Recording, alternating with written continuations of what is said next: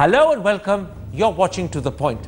This morning, Jayalalitha won a stunning victory when the Karnataka High Court completely overturned her conviction in the disproportionate assets case. What impact will this have on Tamil politics? That's the key question we shall discuss in part 2. But first, Arvind Kejriwal's Delhi government has issued a circular reminding all ministers and officials that recourse to criminal defamation against the media is an option available if they feel they've been harmed by a report or broadcast. The government claims that they're simply reiterating existing laws and not raising new points. But is this also a threat or an attempt to intimidate a free media? And could it have a chilling effect on criticism and expose? That's our first discussion tonight.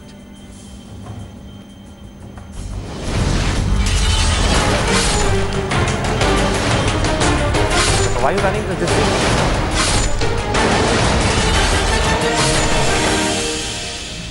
And joining me now to discuss the Delhi government's criminal defamation circular is BJP spokesperson Sanjay Kaul, the roving editor of the Telegraph Karan Thapar, the well-known Supreme Court lawyer Dushyant Dave, and Aam Aadmi Party member Kamal Mitra Chinoy. The Aam Aadmi Party refused to send an official spokesperson for this discussion. Sanjay Kaul, on the 6th of May, the Delhi government issued a circular stating that ministers or any public servant of the Delhi government who feels the press has harmed his or her reputation can report the matter to the Principal Home Secretary, who will then examine whether the matter should be pushed for prosecution under sections 499 and 500 of the Indian Penal Code for criminal defamation. As the opposition party in Delhi, how do you respond to this development?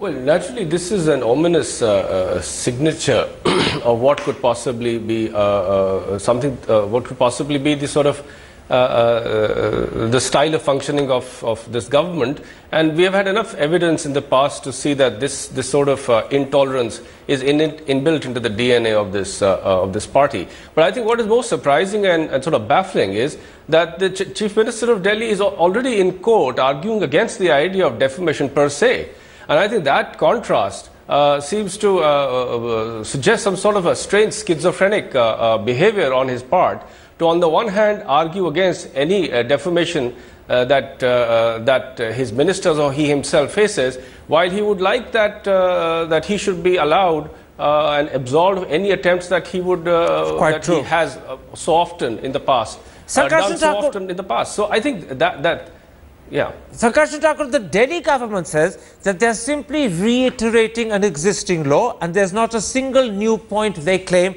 raised by the circular. They also claim that other states have issued similar circulars, and finally they claim all that they are doing is informing government functionaries of the available remedies in defamation cases. As a practicing journalist, do you think that's all they are doing, or do you think there's more that they will not admit to? No, of course not. I mean, don't forget, Karan, that this move comes a week or 10 days after the Delhi Chief Minister called for a public trial of journalists. Now, we don't have a concept of public trials unless you are in a sort of Maoist area where Maoists do do conduct Jan Adalats and all that. We have a very established judicial system and a process. And remember, Mr. Kejriwal is not speaking as a lobbyist or a street activist any longer. He holds a constitutional position, and he's Chief Minister of Delhi. And for him to sort of even propose public trial of media persons was to me it sounded preposterous. And now this, it all comes from my understanding, Karan, that the Aam Aadmi Party, and particularly its leader, has always struck me as a person heading an entity sort of possessed of a sense of self-righteousness and virtue that floats above everything else. So, the moment you turn to question him or the party, you are either sold out or have been paid off. That's the kind of responses you get. So the Aam Aadmi Party's sort of display of intolerance to any kind of criticism is a matter of public record. Dushyant Dave, the key question for many is, does this circular amount to intimidation by suggestion? Will it have a chilling effect on freedom of speech, and perhaps particularly on the ability or the willingness of the press, A, to criticize, and B, to expose. What's your answer to that key question as a leading lawyer? Well, it certainly cannot have any chilling effect, because the circular, although it may not be extremely advisable to issue such a circular, but legally speaking, the circular is not either unconstitutional or illegal. Article 19(1)(a), which guarantees freedom of expression and speech, also is not an absolute right. It is subject to many, conditions. Likewise, sections 499 and 500 of the Indian Penal Code equally provide a remedy to protect reputation and goodwill of the people, which includes government officers. So I don't think the circular really goes further than what the true legal position is. And therefore I don't see how this can really have a chilling effect. It only reminds officers that, look, there is a legal position, there is a legal provision, and if you find that there are any defamatory statements, then you are entitled to bring it to the notice of the Director of Prosecution of the government, and government will act upon it depending on the situation. Can I interrupt? So I really don't think that one should be overly sensitive about it. That was the point. You therefore think that some of the comments in the media and the responses of organizations like the Editors Guild are an overreaction. Is that correct, Dushyant Dave? Absolutely, and I don't think media should really take up these causes, because there is no doubt about the fact that media today also needs to be far more responsible than what it is. Okay. It is a vicious circle, unfortunately, between the media and Mr. Kejriwal. One is attacking the other, and there is a reaction to that. So I think both Mr. Kejriwal and media should show much more maturity than what they have both reflected. And I think Mr. Kejriwal also would be well advised to really improve his relationship with the media. Now, Kamal Mitra Chinoy, I want to take up with you a point made previously by Sanjay Kaul, the BJP spokesperson. How do you account for the fact that last Sunday in his own, 10 days earlier, forgive me, in his own defamation case brought by Nitin Gadkari, Arvind Kejriwal argued that criminal defamation should be dropped from the law altogether and that defamation should only be a civil offence. Now, some people believe, although clearly Dushyant Dave doesn't, that by issuing this circular, he's threatening journalists with the possibility of criminal defamation cases. And to many, it therefore seems he has one standard for himself and another by implication for journalists. How do you, as a member of the party, explain this? Well, first of all, I'm speaking as a professional social scientist. I have no authority to speak as a member. But I think one point has missed people's attention, that this law that was brought in by the British into India was found infructuous in England, and it was repealed in 2009. That's absolutely correct. We know that laws had a... But we also know that laws that the British brought in were meant to hamper or scuttle or scare the freedom movement. So I think this criminal defamation thing, as your legal expert pointed out, has been overstated. But I don't think the relationship between the media and any party, especially a governing party, should be held within the bounds of criminal law. For just a moment, then you're saying something very important. Council, you're saying something very important. I'm interrupting you on purpose, because in fact Dushyant Dave was arguing that Arvind Kejriwal and this circular will not have a chilling effect on the media. It's perfectly reasonable. The media is overreacting. The Editors Guild has been overreactive. You're saying something else. You're saying that a law that was in fact repealed in England, which should have no place in India, is now being used by Arvind Kejriwal, or abused, or as some would say, it's simply an unfortunate reminder of its existence, and you think that is wrong. Have I understood you correctly, Mr. Chinoy? You think it is wrong? Yes, but I don't think it's a problem only of Arvind Kejriwal or AAP. As Dushyant Dave said, you need not be afraid. But you know what matters more is what is the public perception in the media. this is not seen irrespective of the lack or of teeth in the Act and the sections 499 and 500.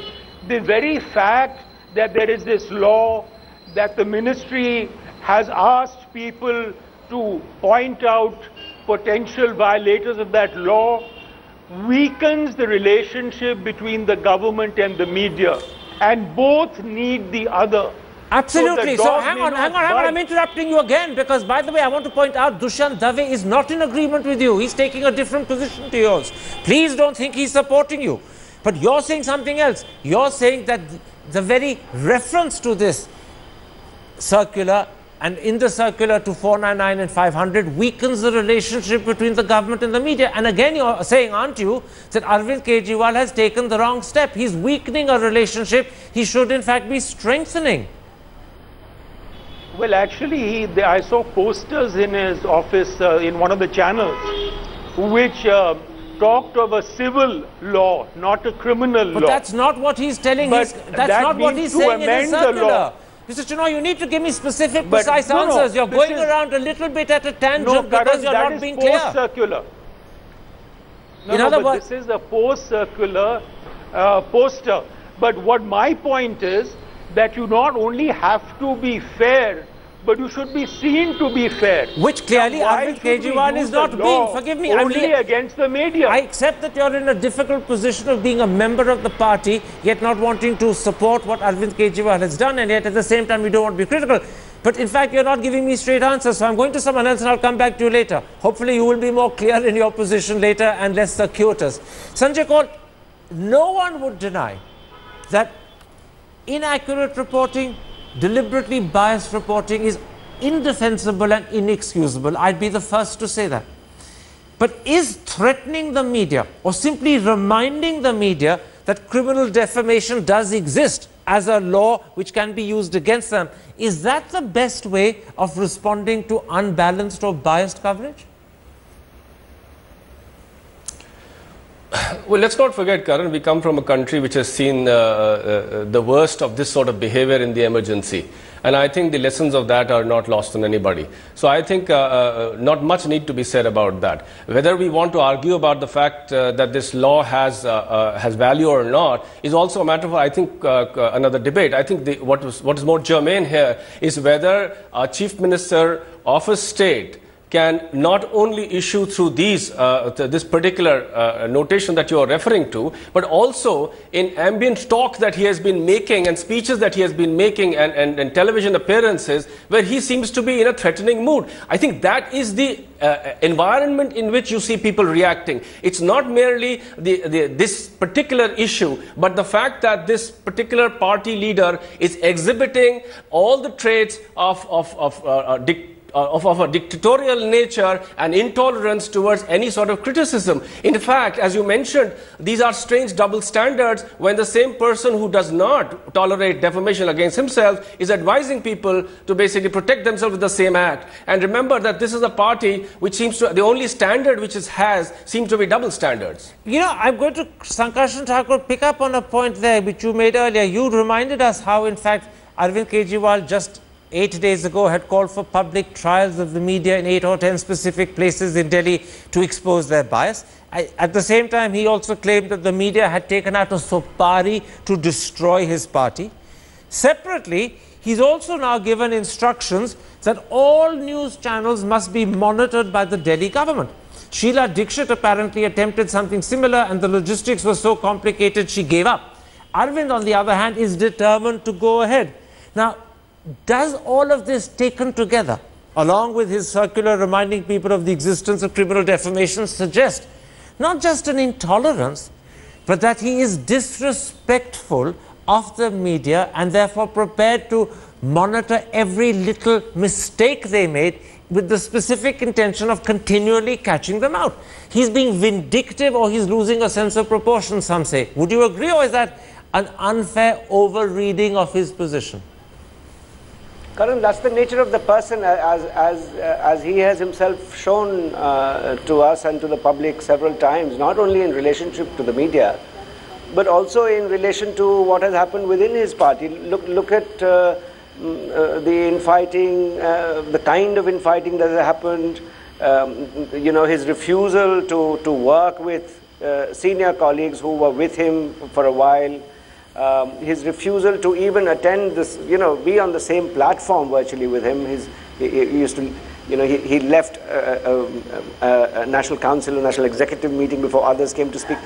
So, he, to me, comes across as a man who is, whose tolerance to criticism or any other opinion that doesn't agree with his own is very low, and that's not a good sign to see in a public man, especially when he comes to hold office. And I'm afraid Mr. Kejriwal has whether it was in relationship to Anna Hazare or to Yogendra Yadav and Prashant Bhushan and to other colleagues who have now either left or sort of fallen by the wayside or been kicked out. He comes across as a man who cannot work with people who have differences of opinion with him. And that is the growing perception about Mr. Kejriwal.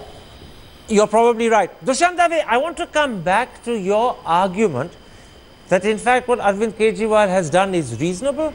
Secondly, that in fact the media and the Editors Guild are overreacting. I don't deny that all he is doing is to remind people of laws that exist on the statute book which can be used against the media for deliberate criminal defamation. But the problem with the reminder from the Chief Minister of Delhi is that it's like a threat. It's intimidating. That's the first thing that perhaps politicians should not be doing. Clearly he's doing it. And the second thing is that he's contradicting his own stand in the Nitin Gadkari case. There he wants criminal defamation to be dropped from the law, defamation to be only made a civil issue. Here he's actually reminding people how it could be used against them. So don't you think on both counts there's a vitiated position that he's taken? Karan, you have to perhaps understand and debate this from the perspective of AAP being an experimental, success. Both Congress and BJP are smarting under humiliating defeat in the Delhi elections. The people somehow saw an opportunity to defeat these established political parties because they were deeply frustrated with them. So that's something which you have to understand. Now, there is no doubt about the fact that the media would naturally like to support the established political parties who have been on the scene for a long time. But just a moment, surely that's not fair, Dushyant, because the media supported Aam Aadmi and built up Aam Aadmi. The media, in fact, has done more than anything to build up all the different movements. That's a very unfair point being made. I think, as a media person, I will have to speak. That's a very unfair point being made. Mr. Kejriwal found, IAC found no problems with the media when they were on 24/7 on television when those dharnas were happening. I mean, suddenly, the moment the media starts criticizing you, you start calling the media paid or this one's agent, that one's agent. Can I add this, Dushyant, that even if it is true that the media wishes to support establishment parties and not the Aam Aadmi party, is criminal defamation the right recourse? And secondly, is it not hypocritical to argue in your own case that in fact criminal defamation should be removed from the statute books and yet constantly remind the media that in their case it's there as a potential law to be used against them? The answer to both your questions is in the negative. Let me tell you, today the central government has issued notices to revoke the licenses of at least 2 media channels on grounds which are completely unpalatable. I am not holding here any brief for the Aam Aadmi party. But do you see media today raising a debate when Dr. Manmohan Singh gets a complete stay from the Supreme Court, which should never have been granted by any court? Or do you see a debate when Mr. Well, just a moment, you may say it should never have been granted by any court, but Soni Sorabji, a former Attorney General on this program, actually said he hoped it would happen. You have every right to question it. You have every right to question it, but it doesn't suit you. You attack particular individuals and particular political parties at your will, which is not the way to go about. So I think you have to understand in a different perspective than what you are really looking at it. All right. That is, to my great surprise, the defense, in fact, of what Arvind Kejriwal has done by a man who has otherwise always staunchly and defiantly supported liberal causes. Here, Dushyant, you seem to me, at least to me, to be taking an opposite stand, but that's your prerogative and I respect your right to do so. I'll go back very quickly, Kamal Mitra Chinoy, to you and the fact that you lamented that Arvind Kejriwal is damaging and weakening a relationship with the media he should be strengthening. I put it to you, is this not in fact counterproductive? The media needs politicians just as much as politicians need the media. Arvind today seems to be embarked on a policy of deliberately and persistently alienating them. Is that not short-sighted, if not silly of him? I agree with you, but it's also something many politicians try to do. And what is missing in this equation is, what about the role of the media in providing information to the people about what has happened? Whether it's an attack by a constable on a woman, or whether it is bail given to someone who doesn't deserve it. So I think that there should be a harmonious relationship as opposed to an unequal relationship. This is my opinion, because this is the spirit of the Constitution. This was largely the spirit of the nationalist movement, and political parties would do well to tolerate some criticism. We all make mistakes. If we are criticized for our mistakes, that doesn't mean that that group is anti-party or anti that position. Absolutely. Harmonious relationship between government and media has a very wrong ring to it.